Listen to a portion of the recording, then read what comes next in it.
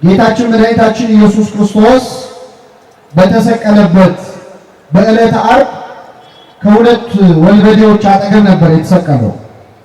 እንደምታውቁት በግራውና በቀኙ ሕይወታቸውን ሙሉ የሰው ደም ሲያፈሱ፣ የሰው ንብረት ሲቀሙ፣ ፍርድ ሲያጓድሉ፣ ድሃ ሲበድሉ የኖሩ ሁለት ወንጀለኞች ከክርስቶስ አጠገብ ተሰቅለው ነበር።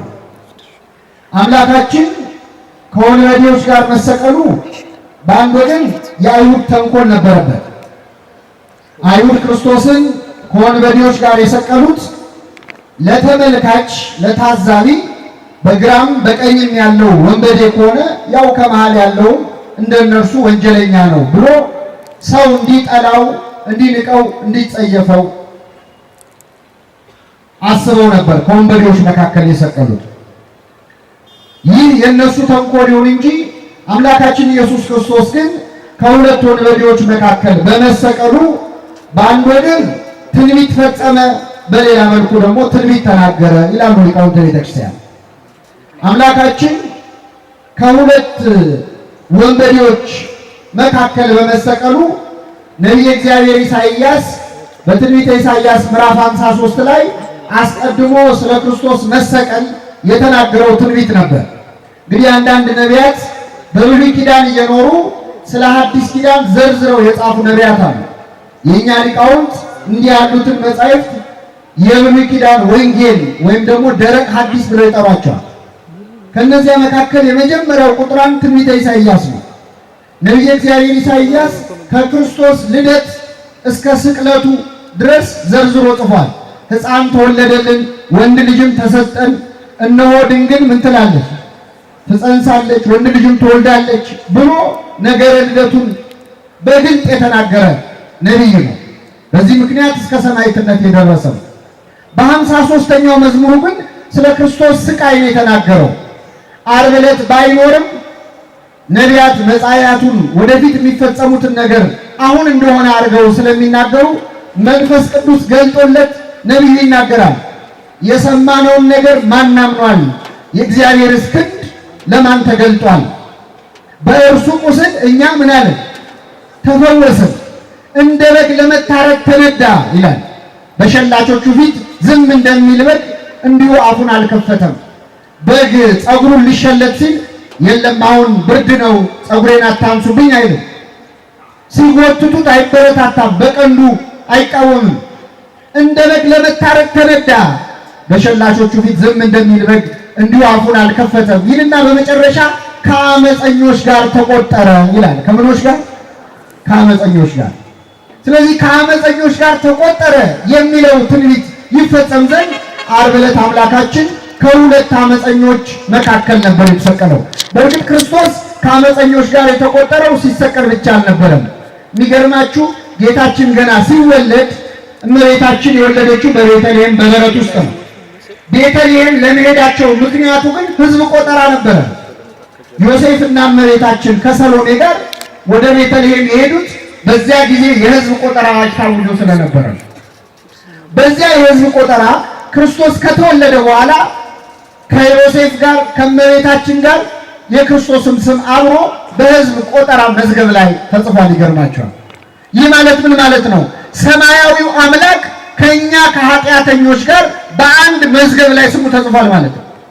እኛን ከጻድቃን ጋር እኛን ከቅዱሳን ጋር ሊደምረን እሱ ከኃጢአተኞች ጋር ተቆጠረ። ስሙ የተመሰገነ ይሁን።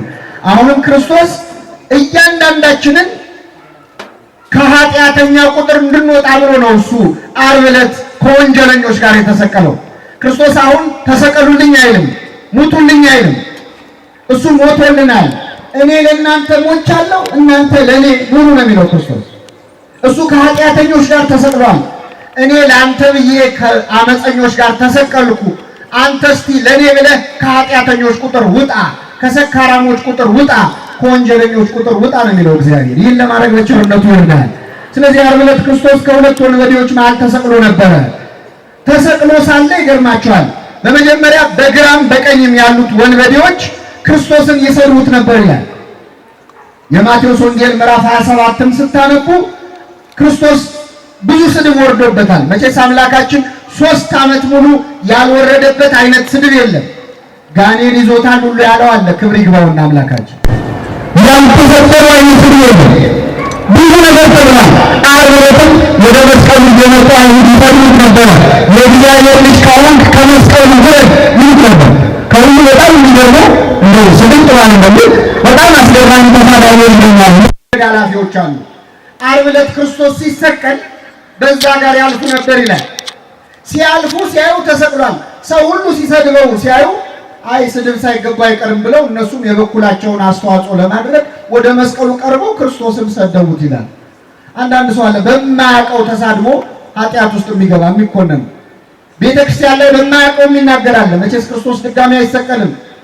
የእሱ አካሉ ቤተክርስቲያን ናቸው። በማያውቁት የሚናገሩ ሰዎች አሉ። ብዙ ስድብ ወርዶበታል። በግራም በቀኝም ያሉት ወንበዴዎችም ይሰድቡት ነበር። በኋላ ግን ይገርማቸዋል ምዕመናን፣ የቀኙ ወንበዴ አነጋገሩን ቀየረና እጅግ በጣም ውብ የሆነ ጸሎት ጸለየ። ከኔ ጋር በሉ፣ ጌታ ሆይ በመንግስትህ በመጣህ ጊዜ ምን በለኝ? አስበኝ። ይህ ቃል እውነት መቼስ ሲደጋገም ኃይሉን እያጣ ይመጣል። ሁል ቀን ስለምንሰማው አዲስ ነገር አይደለም ብለን ልናስብ እንችላለን። ግን በጣም ጥልቅ ጸሎት ነው የወንበዴ ያደረገው። እንደውም ከወንበዴ የወጣ ራሱ አይመስልም ጸሎቱ። በጣም ጥልቅ ጸሎት ነው። እስቲ እያንዳንዱን ቃል ተመልከቱት። የመጀመሪያው ጌታ ሆይ አለው የወንበዴ ክርስቶስን። ማን ሆይ? ምን ይደንቃል ታዲያ? ክርስቶስ ጌታ አይደል እንዴ? እምናደንቀው ጌታ ሆይ ማለቱን አይደለም። ክርስቶስንማ ብዙ ሰው ጌታ ሆይ ብሎታል። እንዲያውም ጌታ ሆይ የሚለው ሰው ከመብዛቱ የተነሳ ክርስቶስ ምን አለ? ጌታ ሆይ የሚለኝ ሁሉ መንግስቴን ምን አይል አይወርስም ብሎ። ዓርብ ዕለት ግን ይገርማቸዋል፣ ክርስቶስን ጌታ ሆይ ብሎ የጠራው የለም። ሌላ ቀን ብዙ ሰዎች ጌታ ሆይ ብለውታል። ዓርብ ዕለት ግን ጌታ ሆይ ያለ የለም። የሰደበው አለ፣ የተፋበት አለ። ጌታዬ ያለው ግን የለም። በተከበርክበት ቀን ሁሉም ሰው ጌታዬ ይልሃል። በውርደትህ ቀን ግን ጌታ የሚል ሰው የለም። ምናልባት ጌታ በተሰቀለበት ጊዜ ጌታ ብለው የጠሩት እነማን ናቸው? ሮማውያን ወታደሮች ነበሩ። እነሱም በጥፊ የመቱት ጌታ ሆይ በጥፊ የመታ ማን ነው ለማለት ነበር። ይህ ወንበዴ በዚያች በተዋረደባት በተሰደበባት ዕለት ክርስቶስን በቃለ አክብሮ ሆይ ብሎ ጌታ ሆይ ብሎ ጠራው። በዚያች የመከራ ቀን ጌታ ሆይ ብቻ አላለም። በምን በመጣህ ጊዜ በመንግስትህ አለው። ምን ማለት ነው? በመንግስትህ አንተ ንጉስ ነህ ማለት ነው። እግዚአብሔር ያሳያችሁ። አንተ ንጉስ ነህ። አጠገቡ ያየው እኮ በላዩ ላይ የሾህ አክሊል ደፍቶ ነው፣ ዘውድ ደፍቶ አላየው። አጠገቡ ሆኖ ያየው በዙፋን ላይ ተቀምጦ አይደለም። እጆቹን በችንካር ተቸንክሮ ነው። በትረ መንግስት ይዞ አላየው። ባይሆን ጭንቅላቱን በበትር ራሱን በበትር ሲመታ ነው ያየው። ግን አጠገቡ ያለው የሰማይና የምድር ንጉስ መሆኑን አወቀ። ስለዚህ ጌታ ሆይ በምንህ በመጣ ጊዜ አለ? በመንግስት። ክርስቶስ ንጉስ ነው አይደለም? ነው፣ ንጉስ ነው። ንግስናውም የተለየ ነው። የእግዚአብሔር ንግስና ህልፈትም ሽረትም የሌለበት። በዓለማችን አሁን ብዙ ነገስታት አሉ። ንጉስ ይነግሳል፣ ንጉስ ይወርዳል፣ ይሻራል። እግዚአብሔር ግን በመንግስቱ ህልፈትም ሽረትም የሌለበት ንጉስ ነው። በምድር ላይ የሚነግሱ ነገስታት ግዛት ያስፈልጋቸዋል፣ ሰራዊት ያስፈልጋቸዋል፣ ህዝብ ያስፈልጋቸዋል። እግዚአብሔር ግን ግዛቱ ሰማይና ምድር ሳይፈጠሩ ሰራዊቱ መላእክት ሳይመጡ በፊት ከዓለም አስቀድሞ እግዚአብሔር ምንድን ነው? ንጉስ ነው ይላል የእግዚአብሔር ዳዊት። እግዚአብሔር ከዓለም አስቀድሞ ንጉስ ነው። ንጉስ የሚፈራው በሰራዊቱ ብዛት ነው። እግዚአብሔር ግን በሰራዊቱ በመላእክት ብዛት አይደለም የሚፈራው። ለመላእክት ግርማቸው ክብራቸው እሱ ነው። ለዚህ ነው ሊቃውንተ ቤተክርስቲያን ማይረገ መላእክትን ተጫምቶ ይኖራል ይላሉ። ስለዚህ ንጉስ ነህ አለው። በመንግስትህ ብሎ የራስ ግዛት ያለህ ነህ አለው። እንደ ነገስታት እኮ ያማረ መጠጥ ሲጠጣ አላየው፣ ሐሞት ሲጠጣ ነው ያየው። የሾህ አክሊል ደፍቶ ነው ያየው። ግን በመንግስትህ አለ። በጣም የሚደንቀው ከዚህ በኋላ የተናገረው ቃል ነው። ጌታ ሆይ በመንግስትህ ምን ባልክ ጊዜ። ይሄ በጣም ያስገርማል። ምን ማለት ነው? በመጣ ጊዜ። ልብ አድርጉ። ወንበዴው እያየ ያለው ክርስቶስን ሊሞት ጥቂት ደቂቃዎች ቀርተውት ነው። በጣም ጥቂት ደቂቃ ቀርቶ ታሞ ተሰቃይቶ የሾህ አክሊል ደፍቶ ነው ያየው። ግን እንደማይ ትሞታለህ፣ ግን ሞታ አትቀርም። ከሞት ምን ትላለህ? ተነስታ አትቀርም፣ ወደ ሰማይ ታርጋለህ። አርጋ አትቀርም፣ ዳግም ልትፈርድ በመጣ ጊዜ። አይገርማችሁ? አጠገቡ ያለው ክርስቶስ ሞቶ እንደማይቀር፣ ከሞት እንደሚነሳ፣ ተነስቶ እንደማይቀር፣ እንደሚያርግ፣ አርጎም እንደማይቀር፣ ሊፈርድ ወደ ምድር ዳግመኛ እንደሚመጣ አውቆ በመንግስትህ ምን ባልክ ጊዜ አለ። ከየት አወቀው? ይህንን ነው ይህ ወንበዴ። ኢትዮጵያዊ ሊቅ ቅዱስ ያሬድ ይህን ወንበዴ ጠይቀዋል። ፈያታዊ ዘየማን መኑ መሐረከ ታይምር ዘንተ፣ የቀኝ ወንበዴ ማን ነው ይህን ያስተማረ? አጠገብህ ያለው ሊሞት ጥቂት የቀረው ደሙ እየፈሰሰ ያለው ክርስቶስ ዳግም ሊፈርድ የሚመጣ ንጉሥ መሆኑን አምላክ መሆኑን ማን ነው የነገረ? ይላል ቅዱስ ያሬድ። ራሱ ቅዱስ ያሬድ መንፈስ ቅዱስ ገልጦለት ይመልሰዋል። ነቢያትን አልጠየቅኩም ይላል፣ ሐዋርያትንም አልተከተልኩም አላስተማሩኝም። ፀሐይ ጠቀሰችኝና አላ ፀሐይ ቀጸበተኒ፣ ፀሐይ ጠቀሰችኝ እሷን ባየው ጊዜ አመንኩኝ ይላል። ይህን ወንበዴ በአጠገቡ ያለው አምላክ መሆኑን እንዲያውቅ ያስተማረችው መምህሩ ማነች? ፀሐይ ነበረች። አይገርማችሁ? ክርስቶስ ሲሰቀል ፀሐይ ጨልማለች፣ ጨረቃ ደም መስላለች፣ ከዋክብት ረግፈዋል። ስለዚህ የወንበዴ ልክ ፀሐይ ስትጨልም ሲያይ ለካ ካጠገቤ ያለው የፀሐይ አምላክ ነው ብሎ የክርስቶስን አምላክነት አወቀ። እኛ ስንት ሰባኪ ተመላልሶ ሰብኮናል። ለካ ፀሐይንም አይቶ ንስሐ መግባት ይቻላል። በፀሐይ ብቻ ተምሮ ይህ ወንበዴ ተመለሰ። የዚህን ወንበዴ ልብ የመለሰ የሁላችንን ልብ ይመልስልን። ሌላ አባት ደግሞ እንግዲህ ቅዱስ ያሬድ ይህን ሲል፣ ቅዱስ ዮሐንስ አፈወርቅ ደግሞ የለም የዚህን ወንበዴ ልብማ ፀሐይ ብቻ የመለሰችው አይመስለኝም ይላል። ታዲያ ማን አትሉኝ እንደሆን የራሱ የክርስቶስ ንግግር ሳይሆን አይቀርም የወንበዴውን ልቡን የሰበረው ይላል። ክርስቶስ መስቀል ላይ ያለ የተናገራቸው 7 ቃላት ነበሩ። ስንት ቃላት? 7። ልብ አድርጉ ምዕመናን። አምላካችን በመስቀል ላይ 3 ሰዓት ነው የቆየው። በ3 ሰዓት ተሰቅሎ የሞተ ሰው የለም። ክርስቶስ ግን በ3 ሰዓት ነው የሞተው። በጣም ተገርፎም ስለነበር የማርቆስ ወንጌል ላይ ስታነቡ ጲላጦስ ራሱ ጌታ ሞተ ሲሉት ከመቼው ሞተ አለ ይላል። ቶሎ ነው የሞተው ክርስቶስ። በዚያች በቆየባት 3 ሰዓት ውስጥ 7 ቃላት ነው የተናገረው። ከ7ቱ ቃላት የመጀመሪያው ቃል ምንድን ነው? አባት ሆይ የሚያደርጉትን አያውቁምና ይቅር በላቸው። የሚያደርጉትን አያውቁምና ይቅር በላቸው የሚለውን ቃል ሲሰማ ይላል ቅዱስ ዮሐንስ አፈወርቅ ይህ ወንበዴ ልቡ ተሰበረ። እሱ ያልደረሱበት ላይ ደርሶ የሰው ገንዘብ ሲቀማ ደም ሲያፈስ የኖረ ወንበዴ ነው። ክርስቶስ ግን እያሰቃዩት ላሉት ሰዎች ነው የጸለየው። የሚያደርጉትን አያውቁምና ምን በላቸው ነው። አቤት አሁን ስንናገረው ያምራል እንጂ እኛ ብንሆን ልብ አድርጉ። ክርስቶስ እኮ የሚያደርጉትን አያውቁምና ይቅር በላቸው ያለው እዚያው መስቀል ላይ ያለ መሆኑን እንዳትረሱ። ምዕመናን ልጠይቃቸው፣ አሁን ከዚህ ጉባኤ ስትወጡ በር ላይ ግፊያ ቢኖርና እንደው አንድ ሰው ተሳስቶ እግራችንን ቢረግጠን ይቅርታ ቢለን እንቀበላለን? አትቀበሉ? አትቀበሉ? እንቀበላለን። ግን እግራችንን ጨፍልቆ እዛው እሽት እያደረገ ይቅርታ ቢለንስ? መጀመሪያ እግርን ከእግሬ ላይ ምን በል። ክርስቶስ እኮ የሚያደርጉትን አያውቁምና ይቅር በላቸው ሲል ገና ሚስማሩ ከእጁ አልወጣም እኮ። የሾህ አክሊል እኮ ገና ልቡ ድረስ እያመመው ነው። እኛ እኮ ከቆየ በኋላ ነው ይቅርታ የምናደርገው። መቼስ አልፏል ሆድ ይፍጀው ብለን ነው ይቅርታ የምናደርገው። በዚያ ላይ እንደዛም አድርገን ቆይተን ምን እንላለን? ሲቆይ የረሳውን ለመሰለ እንዴ እንላለን አይደል? የወጋ ይረሳ ታውቁታላችሁ፣ ደግሞ ትላላችሁ። የወጋ ይረሳ ተወግቶ የረሳ ክርስቶስ ነው። አይገርማችሁ? እዛው ገና ሚስማሩ ከእጁ ሳይወጣ የሚያደርጉትን አያውቁምና ይቅር በላቸው አለ። የዚህን ወንበዴ ልብ የመለሰው ይህ ሳይሆን አይቀርም ይላል ቅዱስ ዮሐንስ አፈወርቅ። የሁላችንን ልብ ይመልስልን። አባ ጊዮርጊስ ዘጋስጫ ደግሞ የኛው ሊቅ ምን ይላል መሰላችሁ? እኔ እንኳን ፀሐይም አትመስለኝም ይላል የዚህን ወንበዴ ልብ የመለሰችው። የክርስቶስ ንግግር ብቻም አይመስለኝም ይላል። ከጌታ በስተቀኝ ተሰቅሎ ሳለ የክርስቶስ የመስቀሉ ጥላው ያረፈው ይህ ወንበዴ ላይ ነበረ። ጌታ ሆይ ይህ ወንበዴ ልቡ የተመለሰው ጥላህን ስላሳረፍክበት ሳይሆን አይቀርም ይላል። ሁላችን ላይ ጥላውን ያሳርፍብን አምላካችን። የመስቀሉ ጥላ አርፎብን አለ። እውነት እኮ ነው። የሐዋርያት ጥላቸውን እንኳን ይፈውሳል ነበር እንዴ? የክርስቶስ ጥላ ልብ ሊመልስ ይችላል። ያም ሆነ የወንበዴ ድንቅ ጸሎት ጸለየ። ምን አለ? ጌታ ሆይ በመንግስት በመጣን ጊዜ ምን በለኝ አስበኝ አለ።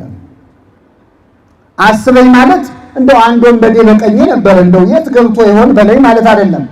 የቸርነትህን ስራ ስራልኝ፣ ማረኝ፣ ይቅር በለኝ ማለት ነው። ይህ ወንበዴ በጣም ጥልቅ ጸሎት አደረገ። ጌታ ሆይ በመንግስት በመጣን ጊዜ አስበኛል። በጣም ይገርማል ምዕመናን፣ ለኛ በጣም ትልቅ ተግሳጽ ነው። ይህ ወንበዴ የጸለየው ጸሎት አሁን እንኳን አንጸልየውም እኛ። አብዛኛው ጸሎቶቻችን ጊዜያዊ ነው፣ ምድራዊ ነው። እንደው ቀላል ምሳሌ ልስጣችሁ። በእርግጥ ቁጥራችሁ በጣም ብዙ ነው።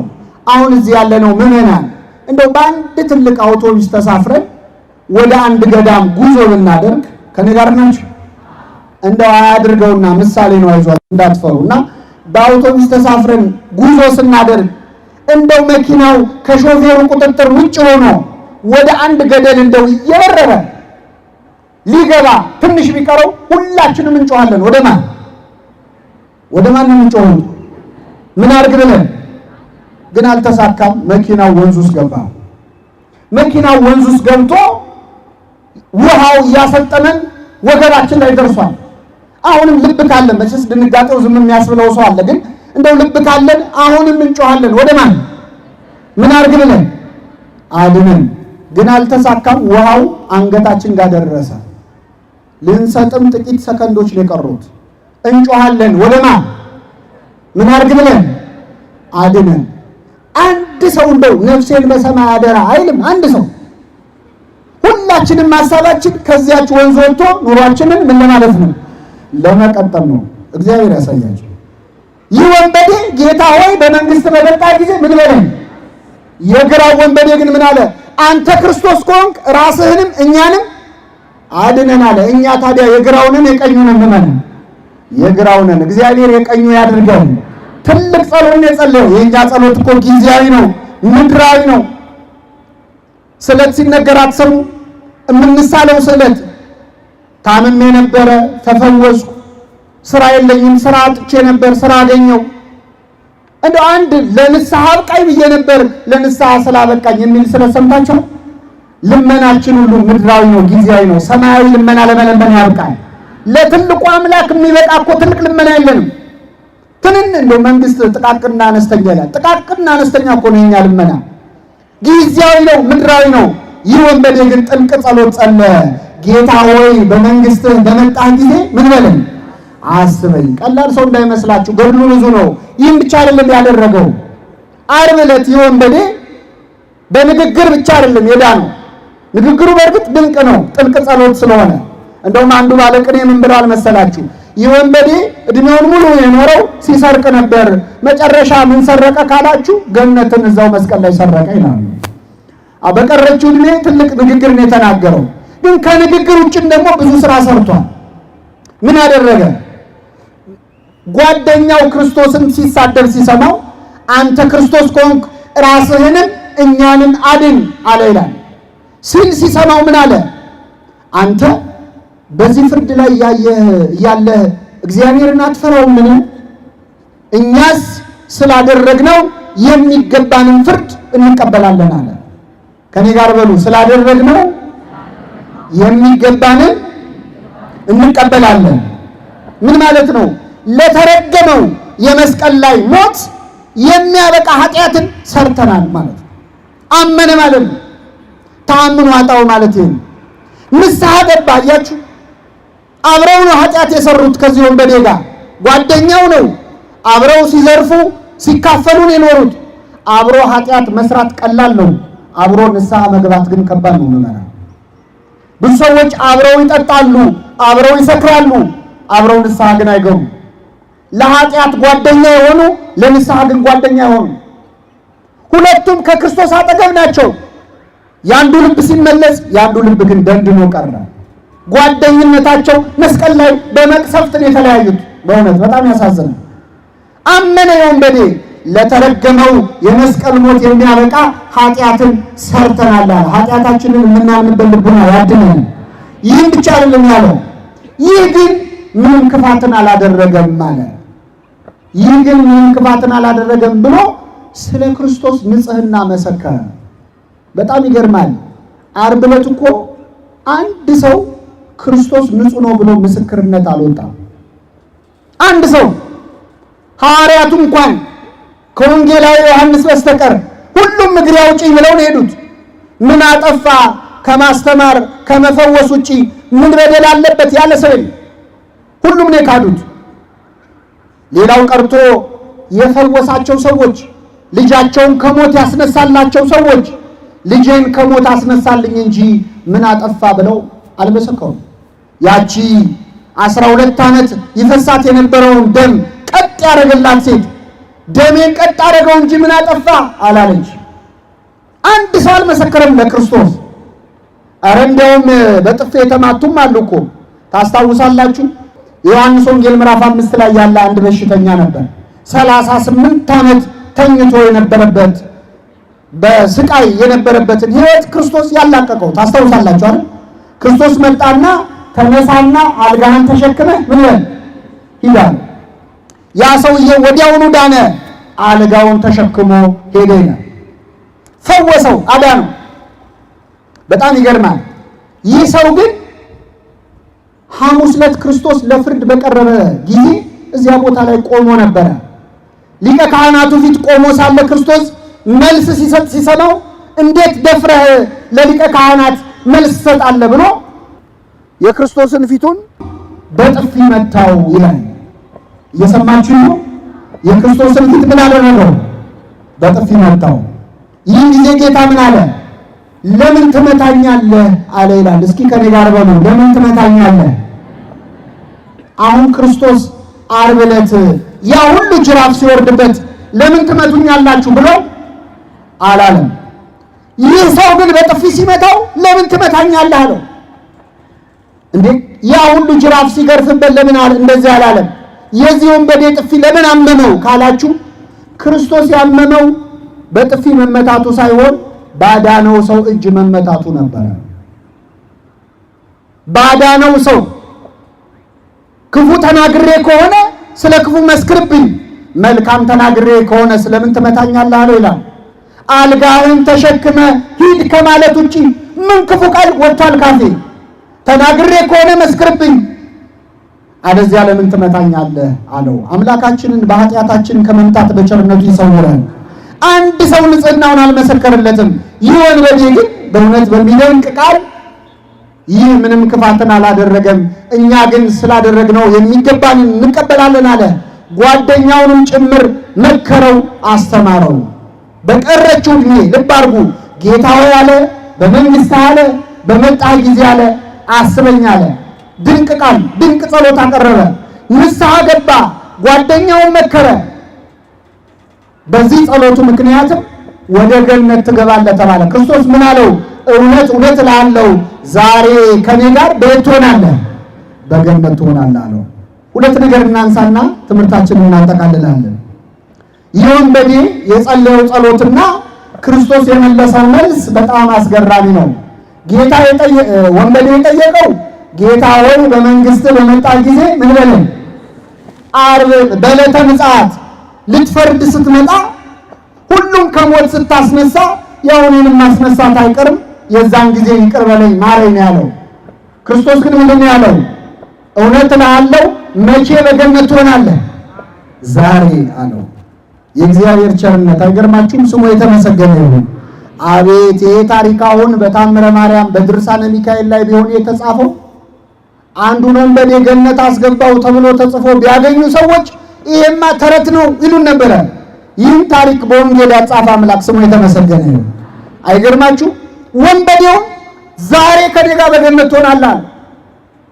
አንዳንድ ሰው በታምራት ላይ በገድላት ላይ እግዚአብሔር ሲምር ሲያይ ይበሳጫል። አሁን በላዔሰብ በጥርኝ ውሃ ዳነ ሲባሉ ደማቸው የሚፈላ ሰዎች አሉ።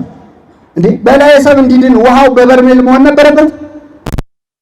በጥቂትም በብዙም ማዳን ይችላል አይችልም? ምን ያበሳጫል? እግዚአብሔር ቢያድን አንዱን ወንበዴ አንስቶ ክርስቶስ ዛሬ ከኔ ጋር በገነት ትሆናለህ። እኛን ወንበዴዎቹን በቸርነቱ በገነት ትሆናላችሁ ይበላል። ቅዳሴው ላይ እኮ ቤተክርስቲያናችን ተዘከረን ብላ አስገባችሁ እኮ አያችሁ። ያው ቅዳሴው ላይ ያለነው ወንበዴዎችም እንድንጠቀምበት ብላ እኮ ነው አለን እኮ። በግራ በቀኝ እንደተሰቀለው ባንሆንም ሁላችንም ኃጢአት አለብን። እንደውም አርፍዶ የሚመጣ ሰው ብዙ ጊዜ ተዘከረን ላይ ነው የሚደርሰው። በጣም ይገርመኛል። ያረፈደ ሰው ጸሎት ስለሆነ ይሁን አላውቅም፣ ረፈድ አድርገው የሚመጡ ሰዎች ተዘከረን ላይ ይደርሳል። እግዚአብሔር እንደው ጽድቅ ለመስራት ያረፈድነውን በቸርነቱ ይመልከተን እና ዛሬ ከኔ ጋር ቤት ትሆናለህ አለ፣ በገነት ትሆናለህ። እንደው በጣም ይደንቃል እኮ ኪሩብ እኮ ደነቀው። ይህ ወንበዴ ሲመጣ ሲያየው ይላል ወደ ገነት ሲመጣ ቅዱስ ያዕቆብ ዘስሩግ በግብረ ሕማማት ላይ ጽፎታል። ማን አንተ አለው ወንበዴውን ሲያየው። አብርሃም ነህ አለው። ያ ደጉ አብርሃም እንግዳ የሚያስተናግደው አብርሃም እሱ ነው ወይ አለው። ኧረ አይደለሁም፣ እንኳን እንግዳ ላስተናግድ እኔ ደም ሳፈስ ነው የኖርኩታል። ታዲያ ማን ነህ? ዳዊት ነህ? የቅዱሳኑን ስም ሁሉ ጠራ መልአኩ። የለም አይደለሁም፣ እኔ ወንጀለኛ ነኝ አለ። እንደዛ ከሆንክ ታዲያ አንተ እንዴት ወደ ገነት ትመጣለህ? የእሳቱን ባህር እንዴት ተሻገርከው? እንዴት መጣህ አለው። የክርስቶስን የደሙን ማህተም አሳየው። የደሙን ማህተም ማከያዝክ የማታልፈው በር የለም ብሎ የገነትን በር ወለል አድርጎ ከፈተለት። ለሁላችን ይክፈትልን።